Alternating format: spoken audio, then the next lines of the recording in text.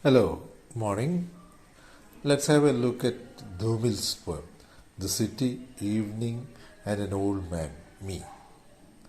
So I think you have got some background information about Dhumil, a very remarkable Indian poet who lived from 1936 to 1975, just 39 years.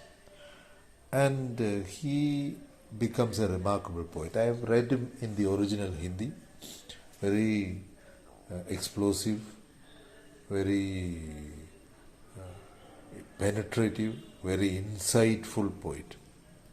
So I think in my opening lecture on Indian poetry, I talked about the kind of historical setting that you can make out as far as Indian poetry is concerned. Very uneven, you say, very developed historically in one state, one cultural linguistic area, a little less in another area, much less in another area. So, very uneven. So, how do you place Dhumil? I think Dhumil should be placed in the rank of people who wrote what we loosely call progressive literature. He didn't, of course, reach the stage which we call political modernism in Malayalam. No, but he belonged to that generation who wrote committed poetry. Of course, his powerful images show the influence of modernism. Definitely, you can definitely find such powerful images in Dhumil. So Dhumil is one poet who has, in fact, surveyed what we can loosely call Indian reality. Okay. And how a poet becomes involved in this reality, in what is happening in the country. So almost all his poems. And in some of his poems he tries to figure out what a poet can do. So very deeply conscious of his vocation, very deeply conscious of how a poet can intervene in his culture. And one of his most remarkable poems, it's a short poem in which he talks about the Indian national flag. Okay. So this is what he says. Can you call a piece of cloth with faded colors drawn by a weary wheel liberty? So is this what you call liberty? He's referring to the three colors of the Indian national flag and the Ashoka Chakra in the middle. Okay. So these are some of his very famous lines where he talks about the national flag.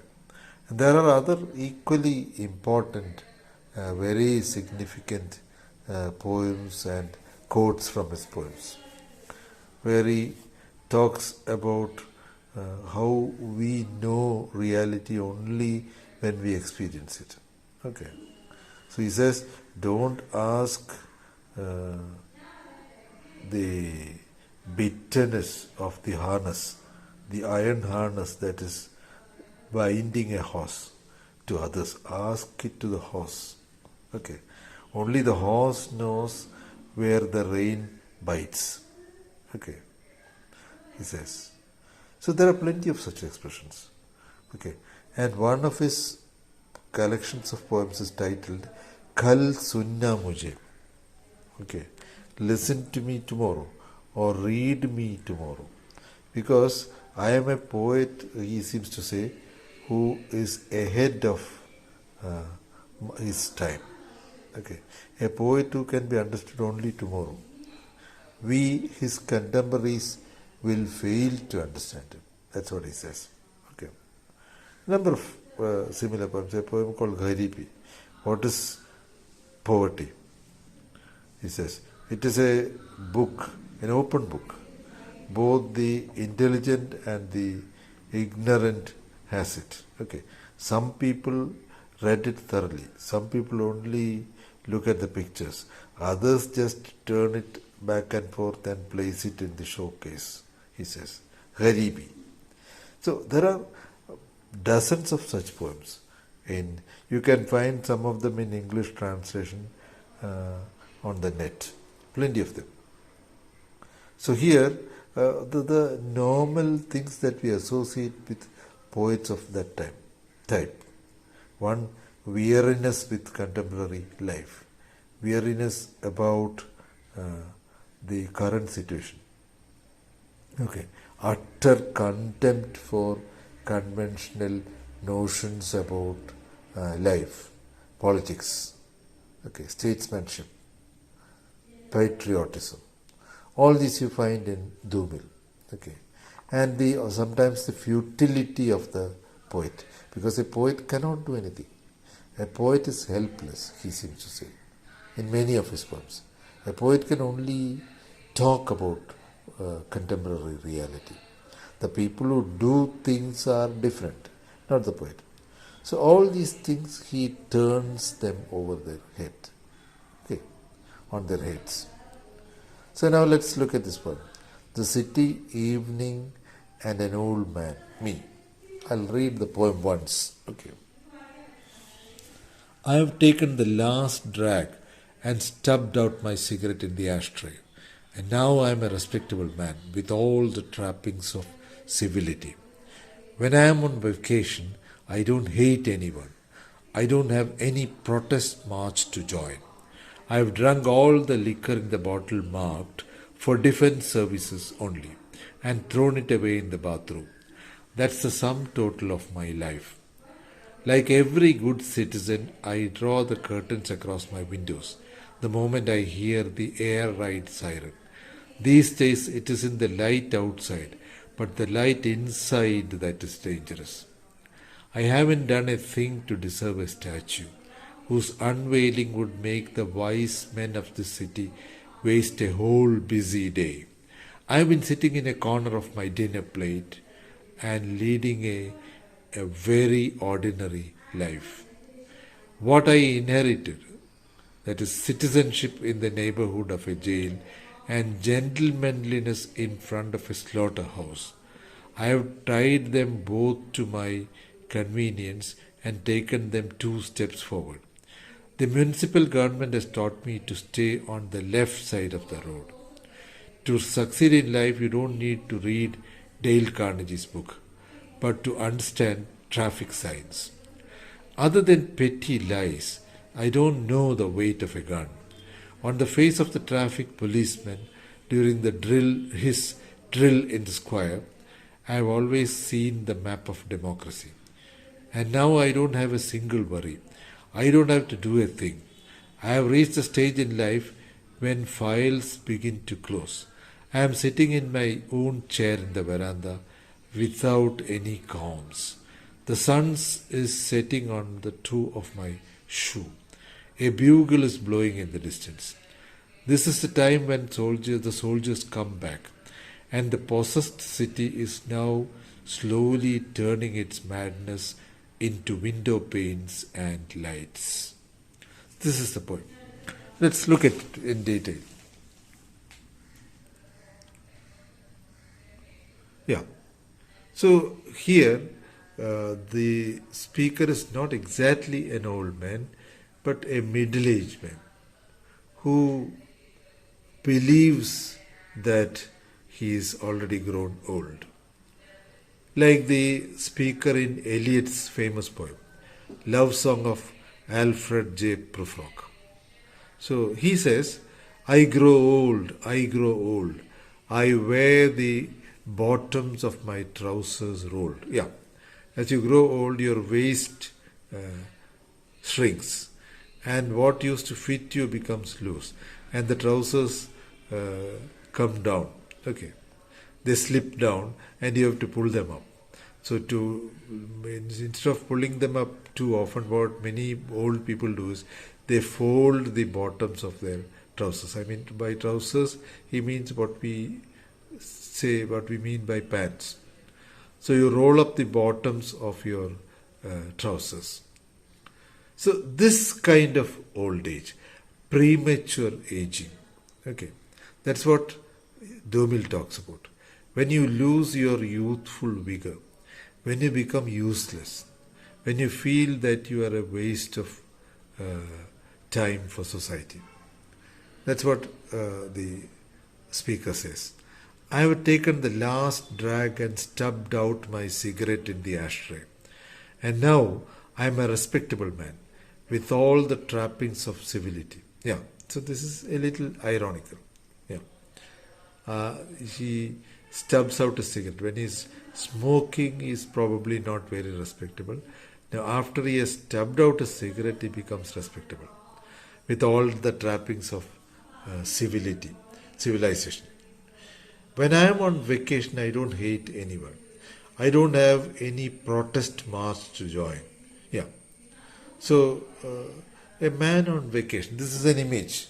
Somebody who comes home from his workplace, probably in the city, in a metropolis. What you have in this poem is also the city.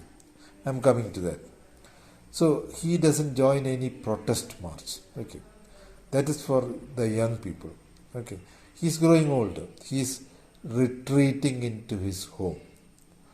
I have drunk all the liquor in the bottle marked for defense services only. Yeah, ex-servicemen, people who have retired from the army, have a quota of liquor which they can collect from the stores. Okay, for defense services only. Yeah, you find that marked on bottles of liquor. It's not meant for sale. It's meant for the use of retired army personnel, ex-servicemen. Okay, so definitely he is not an ex-serviceman, but he has got this liquor from somebody else. So he has drunk up all the liquor and thrown away the bottle into the bathroom. Okay, so all these minor pleasures are what he gets now. Okay, smoking a cigarette, occasionally drinking some liquor, and that is the sum total of my life. Exactly what you find in Eliot's poem. Try to read that poem, Love Song of Alfred J. Prufrock. But there is a vital difference which you will find as you read the poem. In Eliot's poem, the young man is purely frustrated and resigned. He has no political statements to make. Okay, he has just resigned himself to his fate. He's growing old, but he still hasn't found a lover or a wife. I'm talking about Prufrock in Eliot's poem. Okay, here that is not the case. Here, in spite of the outward appearance of lethargy, having resigned himself, he is acutely conscious about contemporary reality. That's why he makes such sarcastic comments. That when he stubs out his cigarette, he has returned to the trappings of civility. He has become a respectable man again. And when he has finished drinking, drinking was only a distraction. Now he has thrown away the bottle. Okay. And now he is a gentleman. So, like every good citizen, I draw the curtains across my windows the moment I hear the air raid siren. Okay. So, probably this is either the 1965 or the 1971 wartime. See, both wars with Pakistan. So when there is an air raid siren, all citizens are supposed to draw the curtains so that the lights inside the homes are not visible to enemy aircraft which will bomb the cities. Okay. So that's why. So it's a very old-fashioned kind of precaution. Aircraft nowadays have very clearly marked targets. Even if you put out all your lights, they can bomb you. Right. But in those times, in the 60s or 70s, technology was not so perfect. So the citizens were asked to draw the curtains across the room so that the light inside does not become visible to enemy aircraft. And also, in many cases, they were asked to put out all lights. Whenever they hear an air raid siren, the raiders which pick up aircraft on the sky, they immediately alert the people with an air raid siren. So you have to draw the curtains across the windows. That's what he says. I am a good citizen, a gentleman, who draws the curtains across my windows and probably puts out the light. Okay. And he says sarcastically, these days it isn't the light outside, but the light inside that is dangerous. Yeah. You can take this statement to mean many things. Okay. It is not what you say outside, but what you actually think. Okay. So a thinking mind is more dangerous, than a public speech. That's what he means probably. So the light outside, by light outside he means in a physical sense street lights. And light inside is the light that you have in homes, that you put on in homes. So it's not the light inside, but the light outside, but the light inside that is more dangerous. Okay. A thinking person who reacts to reality. And all states, all governments do not like such people who react to reality. I haven't done a thing to deserve a statue whose unveiling would make the wise men of the city waste a whole busy day. Yeah. So I think you remember the poem by W.H. Auden, The Unknown Soldier, where the city has erected a statue for the unknown soldier, whose name is not known. Okay. We know that he was a very respectable citizen. Now, this poem reminds you of that.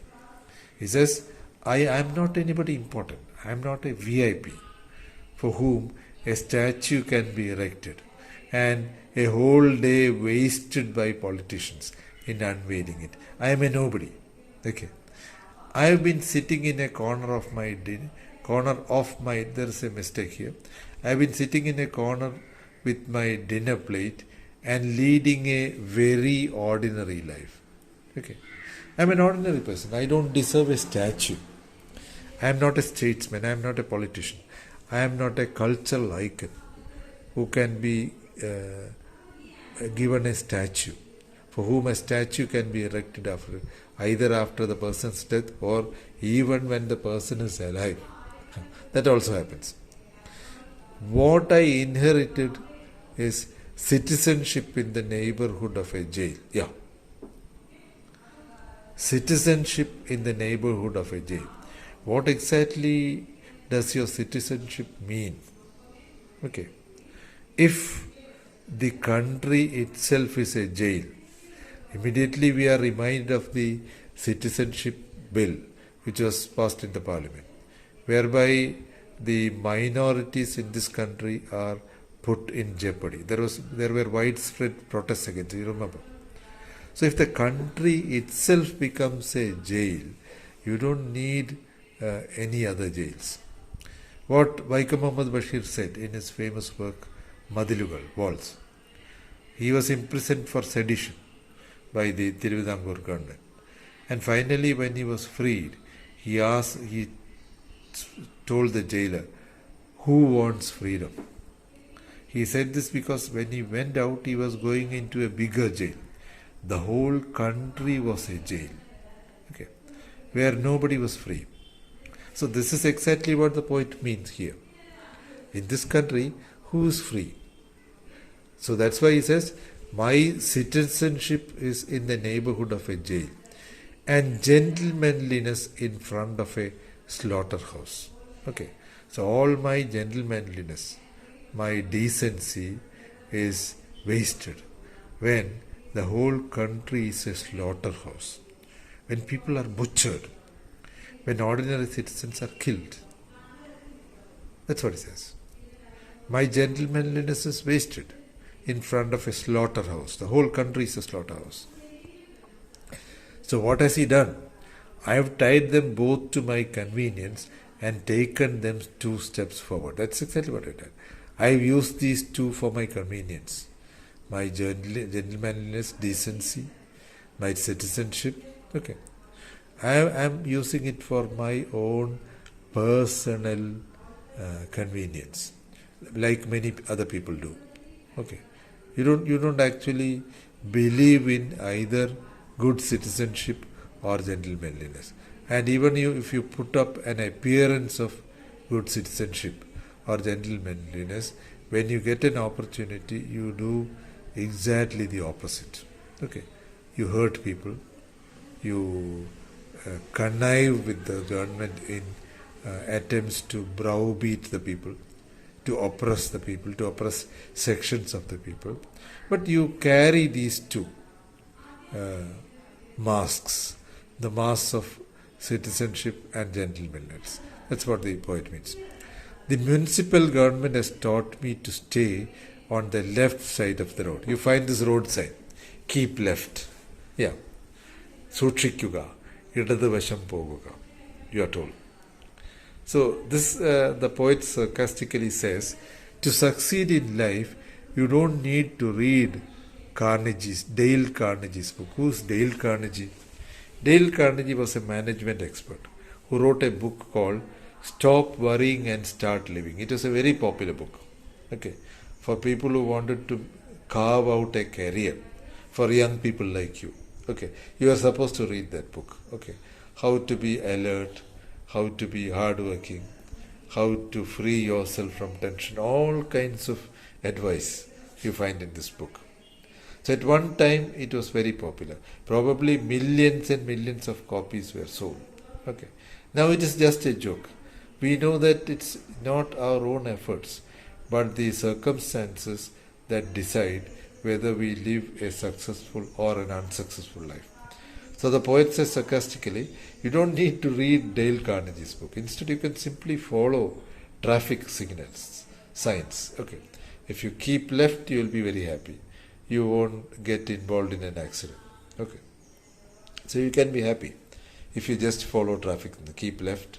Okay, take diversion. All kinds of traffic signs that you see on the road. And poet says, other than petty lies, I don't know the weight of a gun. Okay, I've never taken up a gun to defend the country. Okay, what I have done is to use my tongue. Petty lies. I just repeat the lies or I fabricate lies. Exactly reminding you of social media today. People who appear to be very courageous, okay, daring on social media are terrible cowards when they are forced to face reality. So in Dhumil's days there was no social media. We can understand Dhumil better now. On the face of the traffic policeman during his drill in the square, I have always seen the map of democracy. Another very sarcastic comment. So India's map is like a face, almost like a face. Okay, an oblong rectangular structure. So the poet says he has seen when he looks at the policeman's face on the street, he sees the face of democracy. What does it mean? It means that the country's democracy has to be safeguarded by a policeman or a soldier. This is the ironical thing about democracy. A democracy need not be safeguarded by the police. Okay, a democracy is for the citizens to safeguard. Abraham Lincoln said, the price of liberty is eternal vigilance. You have to be vigilant always. So instead of this vigilance, the police or the army try to maintain democracy. Okay, always on the watch for terrorists. They are going to attack your democracy. So let's be on the watch always. Let's arrest and incarcerate, put in jail all terrorists. So in Dhumil's time again, the terrorist menace was non-existent. That's what I said. Dhumil, when he said, Kal sunna mujhe, listen to me tomorrow or read my poems tomorrow, this is exactly what he meant. You can understand Dhumil's poetry better now. Okay, how many years? about 50 years after he died, half a century after he died. Let's continue. And now I don't have a single worry. I don't have to do a thing. I have reached a stage in life when files begin to close. Yeah, a very ominous statement. So the police say they have closed a file when they have ended investigation on a case. Okay. So here the poet says he's coming to the end of his life. He has reached the fag end of it. Although, as you will remember, we are talking about only a middle-aged man. He's not old by any means, but he has grown prematurely old. So he has reached a stage in life when files begin to close, when everything is coming to an end. I am sitting in my own chair on the veranda without any qualms. Yeah. What are qualms? A feeling of guilt. So when do you have a feeling of guilt? You have a feeling of guilt when you think you have done something wrong. Now this man has not done anything wrong. Neither has he done anything right. Okay. So a very inactive person has nothing to regret. You regret things that you have done, not things you haven't done normally. So here the poet says he doesn't regret anything because he hasn't done anything. The sun is setting on the toe of my shoe. This is a visual image. Okay. The evening sun. Okay. Coming through the window, it falls on his shoe. Okay. You can see the sun. A bugle is blowing in the distance. Yeah. Soldiers are returning. This is the time when the soldiers come back. And the possessed city is now slowly turning its madness into window panes and lights. Yeah, wonderful image.